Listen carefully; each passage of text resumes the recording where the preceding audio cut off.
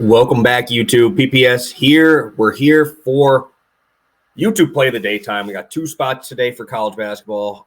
Only a 4-game NBA slate today, but a fat NCAA slate. So I'm super pumped for that. I think over 70 games going on tonight. So obviously that will be the highlight of the day in the sports world is all these college basketball games. Obviously some pretty big conference games. I'm actually heading to some pretty low-end college basketball or lower leagues, conferences. So teams you guys might not back very often, but obviously teams that we've seen a few times in the VIP chat that I throw out some plays on these teams. But without further ado, let's kind of recap our last one. Obviously, we didn't have any plays here yesterday. We had passed the prop. I went 1-1 on those. So we'll see how today goes. I don't think I'm going to do an article. I won't have enough time today. We'll be busy throughout the afternoon here. So we had prayers up here for Toledo, baby. Fantastic finish for these guys. Came through even in a loss. Like we said, they got to this number against Marshall, losing by 15. They ended up getting this in a loss to Ball State. I kind of said that I would have taken the points with Ball State. That game was just too big of a spread, in my opinion. And Ball State came out to play. Very surprised to see them outright lose at home. But they're a wagon, and they cover even when we need it to, right? So they cover our team total points, 1.5 units. I'm very happy to show this number with how crappy we started. 21 plays into the year, 3.25 units. Obviously, we've been kind of all over the place here. Going to college, football, we got NBA. Obviously, a lot more NBA plays here so far throughout, but we got 21 plays, 3 units. Obviously, not the biggest and sexiest number there, but profit is profit, and we're heading into today's slate with 2 plays for you guys. Let's start out with the late game. We're going to start out with a late game here, and it's going to be Pepperdine facing off against Santa Clara tonight. Pepperdine, 17th in the college basketball rankings, Ken Pom, in terms of pace. They've actually played an extremely tough schedule so far. Offensively and defensively, the opponents have ranked in the top 100, so that's really good to see, seeing as they're still scoring points and scoring at will here, right? They're right now on the season, they're averaging close to 79 points per game, 4 guys in double digits. I like how they're playing a lot of minutes as well. I personally, during the season, like it when it's a shorter roster, like 8-man, 9-man rotations. I think that's better just because your best guys are out there. Obviously, come tournament time, you want to have a little bit deeper just because, like in your conference tournaments, you can play those other extra guys in there just to kind of keep those legs fresh. But here, when these early on in the season, I like these shorter benches. And obviously, they have pretty good scorers here. Looking at this matchup, the last 3 matchups, so 3 matchups going back 2 years, it's actually gone over 158 points in all 3 of those games. So they just match up well in terms of pace. Santa Clara is a good team, but I do love how all these spreads are close. It's a 1-point spread. We haven't seen a matchup between these two be decided by double digits in those last 3 matchups as well. So we could get some fouls down the stretch, which obviously is very nice. And another team in Santa Clara that has 4 scorers in double digits as well. Top scorer is Maxwell Lewis for Pepperdine, and Panazimski, I think is how they said it on TV. He's averaging 18 a game. And obviously, we look over at Lewis, who's averaging 19.5 per game.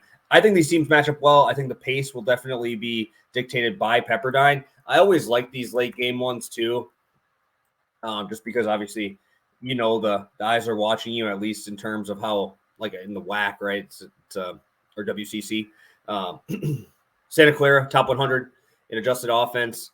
Been a little bit better as of late in terms of points scored here, but they're a top 75 pace team as well. I think we're going to see some run and gun. I think it's going to start early. I think it's going to start often. These guys know each other. But 72.5 just seems a little bit low. Both teams rank in the top 100 in terms of first half scoring. 36 points per game for Santa Clara, 37.5 for Pepperdine. So I think we're going to be relatively close on averages here, but in terms of pace, both these teams paced up. I think we're going to see this number fly over 72.5. All right, guys, we're going to a 1.5 unit play. Did not expect to have one of these today, at least for YouTube. But I think this number is a little bit a little bit short. I'm going to Bryant. Bryant is facing off tonight against Vermont. Vermont got me on one of these plays. They ended up getting me because they couldn't score against Toledo and ended up pushing my number, even though Toledo scored like 45 points. I don't know if you guys saw that. That was over on Twitter a couple weeks ago. But Bryant is actually the number one pace team in the country. Defensively, they rank 250. Offensively, 130. They really haven't played too many tough opponents here. Their strength of schedule is pretty low. But Vermont, exact opposite. Top 100 in terms of the offenses and defenses they played so far this year. I think that's really going to help here against a Bryant team who can't guard anybody. But Bryant on the season averaging 86 points per game. They have scores up and down, paint on the outside. They shoot the three ball well. Their top five scorers, 4 of them shoot over 35% from three. Love to see that. This is a run and gun team. Possessions will be quick. I would be surprised to see it get under 10 seconds every time the Bryant gets the ball. But I think this really helps Vermont more than anything. I don't think they're going to have an issue scoring here. Obviously, I said that about Toledo, but Toledo's long, right? They're athletic. They're super, super well coached as well. Bryant here is just going to want to get that fast break going. So if it's there, I think Vermont's going to take those layups. Obviously, they're only averaging 69 points per game. Obviously, Bryant scoring 85.5. But I think we could see this Vermont team total get absolutely smashed here.